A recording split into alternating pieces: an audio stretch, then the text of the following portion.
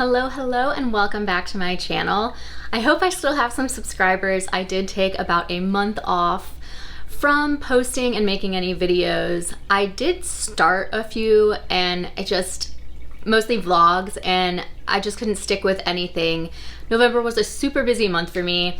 So I just kind of wanted to share some of what's been going on with me and then also highlight some of my favorite books that I read in November. Sorry if the lighting is a little weird. It's very sunny today and my living room has a south-facing window, so we get so much light, and that's great, but also it's hard to get the camera somewhere that it's not blinding me. So I apologize if lighting changes or if I'm like squinting weirdly because there's sun in my eyes. So November's always kind of a crazy month for me because I have vacation all the time because it is my wedding anniversary. And this year was actually my 10th anniversary. So it was kind of a big deal. We went on vacation for like a week and a half. So I definitely didn't have time or like the mental capacity to be thinking about YouTube. But I will put some pictures close to the end of this video. We had a party with all of our friends here in Philadelphia, and that was a blast. And then my husband and I went to Las Vegas for just a night, and we stayed at Caesar's Palace, and it was incredible. And we did a vow renewal ceremony with Elvis, which was hilarious and just like so much fun. And then we ended up going out to Death Valley National Park and hiking for about a week, which was a blast. It was definitely more remote than any other place we've gone hiking before. We do hiking trips for our anniversary a lot, and last year we did Joshua Tree in California, which was incredible, and I think still is my favorite national park. But this one is definitely far out there, but the weather was beautiful and we had a blast. So even though I wasn't doing much vlogging or posting on YouTube, or honestly even Instagram, I have actually been reading a lot. I read 20 books in November, which is above average for me. I would say on average I read around 15, so 20 was definitely a lot. I have been doing a ton of audiobooks. I do think I mentioned that in a previous video, that it's only been in the last like 6 months or so that I've actually been really able to get into audiobooks. They used to I couldn't focus. My brain is everywhere at all times, so it was really hard for me to stay focused on the book. But I've been playing a lot of Candy Crush, and I've discovered this other game called Two Dots, which I highly recommend, and just like listening to a book while I do that, or just like do stuff around the house, take walks. So that's been really helpful in getting a lot of reading done. So overall, based on my likes and dislikes, I had a really great month. I had 8 5-star books, 6 4-star books, 5 3-star books, and 1 2-star book. I don't want to waste this video talking about books I didn't like, so I'm just going to highlight all of the ones that I loved and really enjoyed. I would like to just avoid that negativity on here this time. As much as I like to rant about books, you can get a whole lot of that over on my Bookstagram page if you want to see me ranting about books I don't like. If you want to see my full list of books that I read and everything that, what kind of stars I gave everything, I'll put it down in the description so you can see what I thought of all of the books that I'm not going to talk about. But other than that, let's just get into the video. First book that I want to talk about that I gave 5 stars to is Golden Girl by Elin Hilderbrand. Now, I feel like I don't need to explain too much who she is. She is a women's fiction author. She sets most of her books on Nantucket. She has some others that are like in the Caribbean, but she's like the queen of the beach read. I have only read 3 other books by her, which were the Paradise trilogy. So that's I can't remember what they're called. I can't remember the names, but it's the Paradise trilogy. Look that up if you need to see what they are.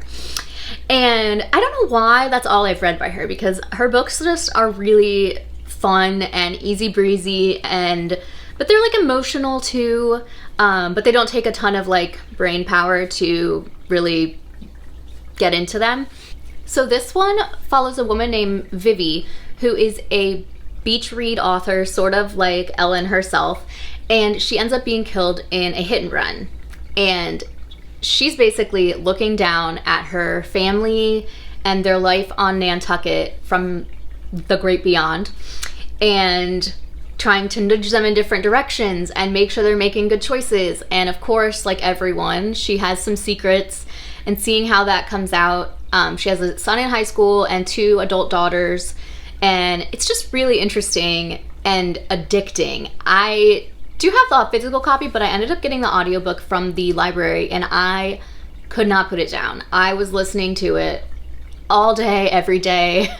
I could not stop. Usually when I'm like going to work, you know, we take a crew van with all the crew members. I try to like not be preoccupied and be social, but I had to listen to it. I had to just soak up every bit I could. So that's just like a basic kind of background on this.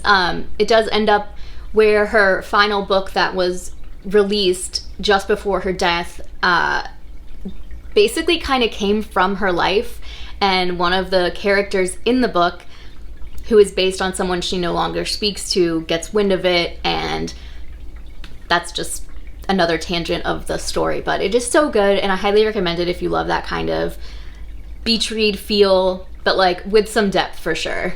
Next book that I gave 5 stars to is The Devil Takes You Home by Gabino Iglesias. This was a book of the month pick, and I thought it was really interesting, and I think it's pretty underrated. So this is definitely gross and gory and disturbing, but it follows a man whose daughter has just died of cancer. She was 4, and in the aftermath of that, his wife and he split up because they just were fighting, and they just had all this resentment, and they couldn't make it work. So he's kind of at the end of his rope. He is just feeling hopeless and desperate, and in that he ends up taking a job with basically guys that are going to steal from the Mexican cartel. And this is sort of like a one last job type story. So he teams up with a friend of his, and he gets them connected with this group, and basically they are going to set up the cartel and rob them. So it's a whole thing, and it's really graphic and gory, and there's a lot of like paranormal type elements. There is a lot of Spanish. Again, if you have the Book of the Month edition, it came with a translation guide, which was incredibly helpful to me, because there are like long passages that are in Spanish that if you don't speak fluently are going to be difficult. And I'm guessing there's a lot of slang in there. So if you like, you know, learn Spanish in school, it might be hard for you as well, because that's not really stuff you learn. Really good, really unique, really different. And like, I don't think a book has scared me this much ever. It's like truly, truly horrifying and just like disgusting, some of the stuff, but really good, and like honestly kind of moving as well.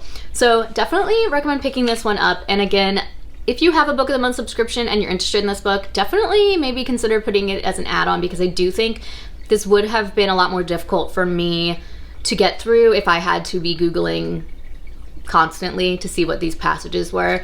And I mean, yeah, it was like a little bit, you know, difficult with having to have this book and then also like this translation guide. But I think having so much in Spanish like really like lent itself to like the authenticity of the story. I really felt like I was in it, because I mean, people from Mexico generally don't speak English. They speak Spanish. So it felt really like I was in the story. So definitely pick this one up if you are into gross, gory horror. My next 5-star read is The Measure by Nikki Erlick. I know I've talked about this a little bit because I did buy it on my girls trip that I took back in October. Everyone in the entire world at the same time gets a box that has a string in it. And I can't remember what exactly on the box it says, but it says something like, "The string is the measure of your life," or something like that. The measure of your life lies within. And it goes to everyone, not every person in the world. Everyone who is age 22 or older gets this. And at first they really only have to compare to each other's. Like, okay, well, my string's shorter than yours, so that means I'm gonna die before you do. And they do end up like getting scientists on it. So they are trying to figure out, you know, is this how long I'm going to live? Is this how long I have left to live? Like, because obviously someone's string that is 6 inches is going to mean something different if you're 25 versus 65. So very interesting the way that it all kind of goes. So this story is definitely super character driven, and it follows like several different stories. They all end up weaving together, just of people and their different experiences once they get their strings and they get the news of what they have left and what are they going to do with their time left. And I found it really moving. I actually didn't end up writing any kind of book review for this because I just found it so hard to articulate my feelings about it, which I'm still having trouble with. But I gave it 5 stars. I thought it was an absolutely beautiful story. A little bit of sci-fi dystopian feelings, but it really was just really moving. And yeah, I loved it. I think it will be one that a lot of people love, but I don't feel like it's gotten all of the hype that it deserves. It was a read with Jenna pick, but I still don't think I've seen it as much as I would have expected for a book that was this profoundly moving to me, and I'm sure many others. So this is definitely a good one to pick up if you want some thought-provoking kind of dystopian fiction. The next book was actually my book club's pick for the month of November, and that is Yellow Wife by Sadeqa Johnson. I never would have picked this up if it wasn't my book club's pick, and I am so glad that I did because it was an absolutely incredible story. It's about a woman who was born on a plantation in 18 something, and her mother was, I think, a seamstress for like the lady of the plantation, and Phoebe is the main character. She's biracial. Her mother was whatever I just said, the seamstress, and her father was, I think, like the plantation owner. And oh no, I'm just kidding. She's not a seamstress at all. She's a medicine woman. Wow. I can't remember anything ever. But basically, she was treated in a way that was a lot nicer than most of the enslaved people. And it kind of just goes through her life and how it's not really, I mean, it is a spoiler, but her mother passes away and she kind of is unprotected by the privilege that she had been granted from her mother's position as a medicine woman, and just her life and how she's treated as by being biracial and white passing, and then her children and falling in love with another enslaved person. And it's just a beautiful story, and it's not very long. It's only about, it's under 300 pages. I couldn't believe I'd never even heard of this book.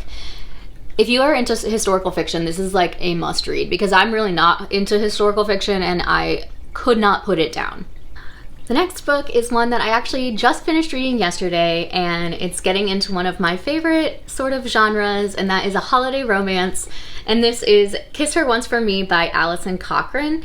This book was just adorable. This is by the same author that wrote The Charm Offensive last year, which I have here. It is about a woman who is got a lot of social anxiety. Her family is awful to her, and she doesn't really have much family to begin with. And she meets this woman at Powell's on Christmas Eve. If you are a United States bookworm, you've probably heard of Powell's. It's a bookstore in Portland that is huge. You might have, even if you're not from the US, but anyways, it's a fun shout out. So they meet, they kind of have like this whirlwind one-day romance, and then Jack, who is not the main character, the other one, ghosts Ellie, who's the main character. And then 1 year later, Ellie's life is just in shambles. She just feels so hopeless, and through a bunch of circumstances, she ends up agreeing to be the fake fiance to this rich financier guy who basically needs to get married to get his inheritance from his grandfather. And so she agrees, okay, I'll be your fake fiance, and like, okay, they'll get married, but then she'll get a cut of the money, which would be $200,000, which to her and to like basically everyone would be life-changing money. Like very life-changing money. So she says, okay, yeah, I'll do this. And when she gets to his family's like chalet for Christmas, what do you know? his sister is the girl that she got ghosted by the year before. And so obviously that's awkward and weird, and it was so cute. There was so much pining, so much angst, and just like a lot of mental health rep that I really liked seeing. A lot of obviously queer rep, but like of all kinds, because there is a trans character who uses they them pronouns. Ellie herself is bisexual, but she is demisexual, where she can't really experience sexual feelings towards someone she doesn't feel a deep emotional connection with. So it was just really good to see some representation, I think, that's not just like gay, lesbian, you know, just some of the stuff, because it's a spectrum, and so it's nice to see how it's portrayed like that. And this was just really a fun read, and if you like holiday romances, this is one to keep on your radar. So the rest of the books I have to talk about were either ebooks or audiobooks. I'm going to start that little section with another holiday romance. It is a book that is actually just called Holiday Romance by Catherine Walsh.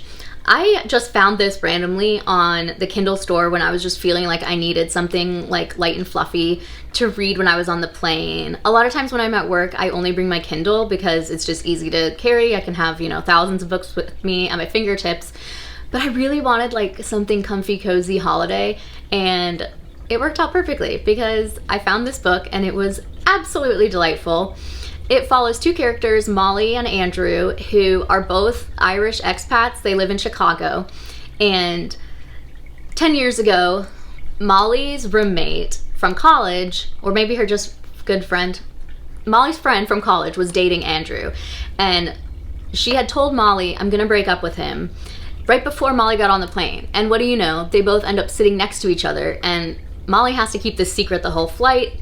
But right before takeoff, Andrew gets a text from the friend that's like dumping, and it's just a whole bunch of weirdness because Molly feels weird about it and whatnot.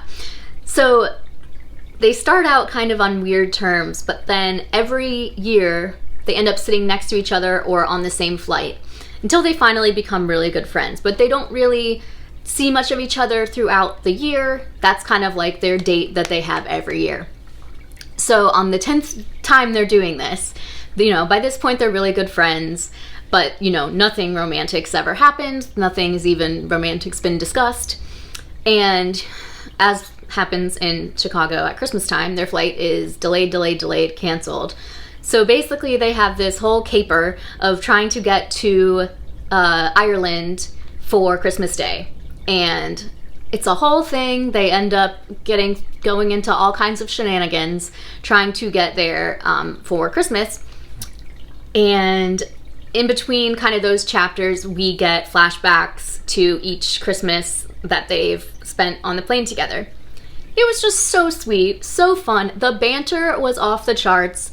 It was not a steamy romance by any means, but it was so sweet and just like fun and funny. It was definitely an unexpected surprise for me, so I definitely think that's one to get your hands on if you are a holiday romance fan. And I think it's only like $3.99 or something on the Kindle store, so if you're into that and you like Kindle reads, do not miss that one. Okay, the sun has now decided it wants to be right in my face, so I'm sorry that this looks so funny and that I'm kind of squinting and also very, very washed out, but what can you do? So the next book I'm going to talk about is Now Is Not the Time to Panic by Kevin Wilson.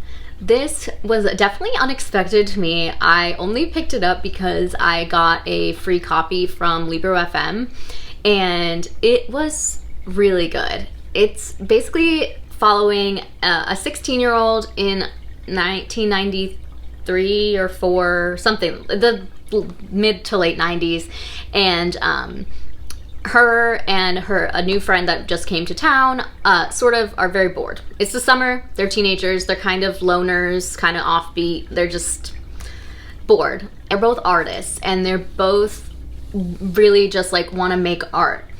So they get this idea that they're gonna make these posters, and I can't remember what they draw on them, but they make up this like poem, this phrase that's like very artsy and out there. And actually I think I have it right here. It says, The Edge is a shanty town filled with gold seekers. We are fugitives, and the law is skinny with hunger for us. What does that mean? Nobody knows. But it's weird, and people are into it. And so basically, they hang these posters up all over their small town in Tennessee. And it starts this, like, panic, basically, because nobody knows who put them up, why do they keep appearing, and this is sort of like satanic panic times, and a lot of people are just like freaked out because they don't know what this means. And it starts this whole thing. There ends up being like these groups of men who like sit with guns and like wait to see people put them up. It's wild. A couple people end up like dying. It's insane. And it's just two kids that were bored. So several years later, like 25 years later, so a lot of several, the woman gets a call. You know, she's an adult with like a family and grown kids, and basically saying like, I know it was you, because they never told anyone. They never told anyone that it was them, and it was this whole thing. So that's basically the premise of that. It was so good and so unexpected. I loved it. It was only a like 6-hour audiobook, I think, maybe a little more, but it was not very long. And I definitely think that would be one that a lot of people would enjoy. For some reason that I can't understand, it only has like a 3.6 on, oh no, just kidding. It has 3.89 on Goodreads. I'll accept that. I gave it 5 stars though. But definitely read it. And I love the audiobook. It was read by Jennifer Goodwin. She was on Once Upon a Time and Big Love, and yeah, so she has obviously a really nice voice, so I loved listening to her read it. Definitely recommend. The last book that I want to talk about is The Daydreams by Laura Hankin. So unfortunately, this does not come out until May, but you should definitely pre-order it if you like what I'm about to say, because I loved it. And I honestly think that I'm going to pre-order it, even though I've already read it. I just want to have a copy of my own, and maybe I'll reread it eventually. But thank you to NetGalley for sending me a free copy, and to Berkeley, the publisher. So this is about a group TV show / musical group in the early 2000s, I think 2004. And I don't know exactly like what the author was trying to make it seem like. I feel like it was sort of reminiscent of like Saved by the Bell, in that like just very wholesome teenagers. In the show, they had like a musical group. So I mean, they do in some episodes on Saved by the Bell have a musical group. So that's what I was thinking of when I was reading it. But basically, on the season 2 finale of their show called The Daydreams, one of the stars, who was just super wholesome girl next door, has like a breakdown, and it is not good. And the network fires her and cancels the show, and it's just a nightmare. And all the stars of the show, who were all best friends, just go their separate ways. And so one of them, Kat, who is the main character, she moves to Washington, D.C. She ends up becoming a lawyer. Liana, she ends up kind of just becoming like a famous wife to a Major League Baseball player. Noah is like the heartthrob, and he ends up having like a very important movie, TV career. He becomes like a serious actor. And then Summer, who's the one that kind of had the breakdown, she is almost like a Britney Spears type. Like, she has it kind of spirals. Lindsay Lohan, she just becomes sort of like a joke in the media, even though she's dealing with a lot that she probably should be getting help for. And I might be making up that timeline. Whatever. Many years later, in the present day, Noah is doing an interview for like a new movie he has coming out, and he ends up sort of putting it out there that maybe they'll do a reunion. And so, you know, Liana's like, oh yeah, I'll do a reunion, because like at this point she's just known for being like wife of said athlete. Kat is like, absolutely not. And Summer is like, okay, like this will, you know, give me something to do. And so then they go and try to do this reunion, and that's all I'm gonna say. But it was so good. Like, if you've read any books by Laura Hankin, she wrote last year or 2 years ago A Special Place for Women. and before that, Happy and You Know It. So they're kind of like the exact kind of books I like. Gossipy, sort of like drama-filled rich people stuff. And this one is definitely like that too, but I definitely found it to be way more deep and had just a lot more heart in it. There is a lot about letting go of the past and just general forgiveness and moving on from trauma and forgiving ourselves. I'll leave it at that. I loved it. I cannot wait for it to get out into the world and for Laura Hankin to see the success with this book that it deserves. Loved it, loved it, loved it. So I'm gonna end the video there because that was like not even all of the books that I read, and I just wanted to talk about the good ones. If you have read any of these and would like to share your opinions, I would love to hear them down below. Just leave me a comment or feel free to go over to my Instagram and leave me a comment there or send me a DM. I love to hear all kinds of opinions, whether or not you agree with me.